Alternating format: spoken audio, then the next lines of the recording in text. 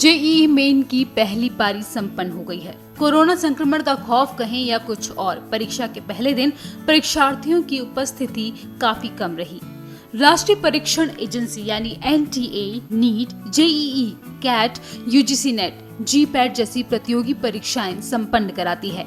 NTA की स्थापना भारतीय संस्था पंजीकरण अधिनियम 1860 के तहत की गई थी।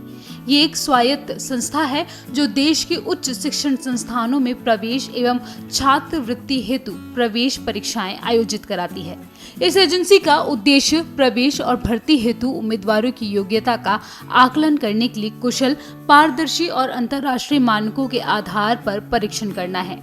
फिलहाल सभी मेडिकल कॉलेजों, आईआईटी, एनआईटी, सीएफटीआई और आईसीएआरएयू के शैक्षणिक सत्र इन प्रवेश परीक्षाओं पर निर्भर हैं। आइए जानते हैं एनटीए क्यों इन परीक्षाओं को जल्दी कराने पर जोर दे रहा है। ये एजेंसी ऑनलाइन माध्यम में परीक्षा आयोजित करवाती है, जिसके लिए ऐसे विद्यालयों और विश्वविद्यालयों का चयन करना होता है जहां पर सभी बुनियादी सुविधाएं उपलब्ध हों और परीक्षा के आयोजन से उनकी शैक्षणिक दिनचर्या पर कोई प्रभाव ना पड़े। अब आइए जानते हैं कि एनटीए के लिए क्यों जरूरी है ये परीक्षा। ये पूरी कवायद एकेडमिक कैलेंडर को बचाने के लिए है। कई उम्मीदवारों के लिए एक वर्ष को बचाने के लिए प्रवेश परीक्षाओं का संचालन करना आवश्यक होता है। इसलिए एनटीए का पूरा प्रयास है कि एक साल की बचत हो, भले ही सत्रों में थोड़ी देर क्यों ना हो जाए। एनटीए के कार्यों पर डालते हैं एक नजर।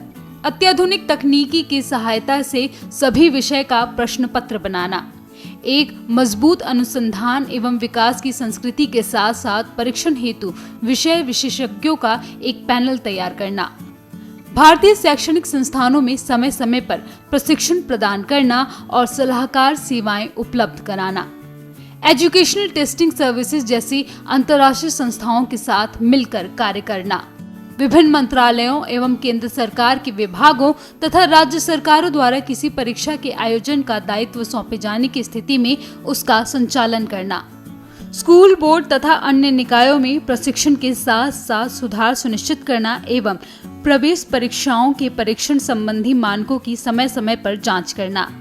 एनटीए का अध्यक्ष एक प्रख्यात शिक्षाविद होता है और इसकी नियुक्ति केंद्रीय शिक्षा मंत्रालय द्वारा की जाती है। इसका मुख्य कार्यकारी अधिकारी एक महानिदेशक होता है जिसकी नियुक्ति केंद्र सरकार द्वारा की जाती है। एनटीए जैसी विशिष्ट परीक्षण एजेंसी की स्थापना से केंद्रीय माध्यमिक शिक्षा बोर्ड, अखिल भारतीय तकनीकी शिक्षा परिषद जैसी संस्थाओं से परीक्षा आयोजित कराने का बोझ कम हुआ है।